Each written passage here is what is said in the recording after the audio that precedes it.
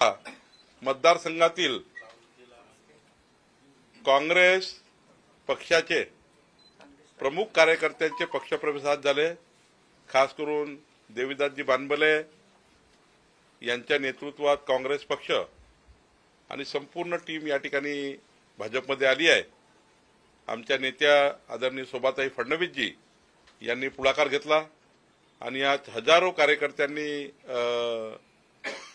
काँग्रेसच्या जे त्या ठिकाणी हुकुमशाही धोरण आहे ब्रह्मपुरी विधानसभेमध्ये, त्या हुकुमशाही धोरणाला सोडून मोदीजींच्या नेतृत्वातल्या विकसित भारताला साथ देण्याकरता आणि राज्याचे मुख्यमंत्री देवेंद्र फडणवीसजी यांनी विकसित महाराष्ट्राचा जो संकल्प केला त्या संकल्पाला साथ देण्याकरता मोठ्या प्रमाणावर आज ब्रह्मपुरी विधानसभा या ठिकाणी आली आहे।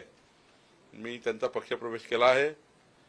देवीदासजी बानबले उत्तम कार्यकर्ते आहेत। त्यांच्या नेतृत्वामध्ये निश्चितपणे भारतीय जनता पार्टी पुढे मजबूत होईल आणि आमच्या शोभा काकू आणि आम्ही सर्व त्यांना आश्वस्त केलं आहे की त्या भागाच्या विकास कामाकरता डबल इंजिन सरकार महाराष्ट्रातलं आणि देशातलं सरकार आम्ही ब्रह्मपुरी विधानसभेच्या कार्यकर्त्यांना योग्य न्याय देण्याचा आम्ही प्रयत्न करणार आहोत। सर, भाजपचे आमदार संतोष दानवे यांची एक ऑडिओ क्लिप व्हायरल होत आहे। त्यांनी एका अधिकाऱ्याला धमकी दिली नाही, मी ते आता बघितले नाही, बघून यावर प्रतिक्रिया देणे योग्य आहे। संतोष दानवेशी मी बोलेल, त्यानंतरच यावर प्रतिक्रिया देणे योग्य आहे। संजय राऊतांनी दावा केला आहे की मुख्यमंत्री होण्यासाठी एकनाथ शिंदेंना ऑफर होती की तुम्ही भाजपमध्ये पक्ष विलीन करा आणि त्यांनी ओपन चॅलेंज दिला आहे शिंदे यांना, एकनाथ शिंदे। संजय राऊताला तर महाराष्ट्र ऐकणं बंद केला संजय राऊतचा। तुम्ही काय ऐकता मला माहिती नाही। दिवसभर ते खोटं बोलतात, तुम्ही दिवसभर खोटं ऐकता आणि मला खोटं विचारता। त्यामुळे मी काही खोटेपणाचं उत्तर देणार नाही। त्यांना खोटं बोलण्याची सवय लागली आहे, त्यामुळे मला काही याच्यामध्ये इंटरेस्ट नाही। पालकमंत्र्याचा तिढा अजून सुटला नाही, रायगडच्या पालकमंत्री पदाचा तिढा सुरू आहे। 36 पैकी 34 जिल्ह्याचे पालकमंत्री झाले आहे, 2च जिल्हे शिल्लक राहिले आहे। त्यामुळे तिथेही लवकरच सुटेल। या अधिवेशनामध्ये माननीय देवेंद्रजी, एकनाथजी, अजितदादा बसतील।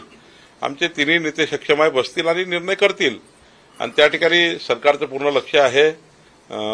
लवकरच त्या दोन्ही जिल्ह्याला पालकमंत्री मिळणार आहे। करुणा मुंडेंनी एक पोस्ट केलेली आहे की धनंजय मुंडेंचा उद्याला राजीनामा।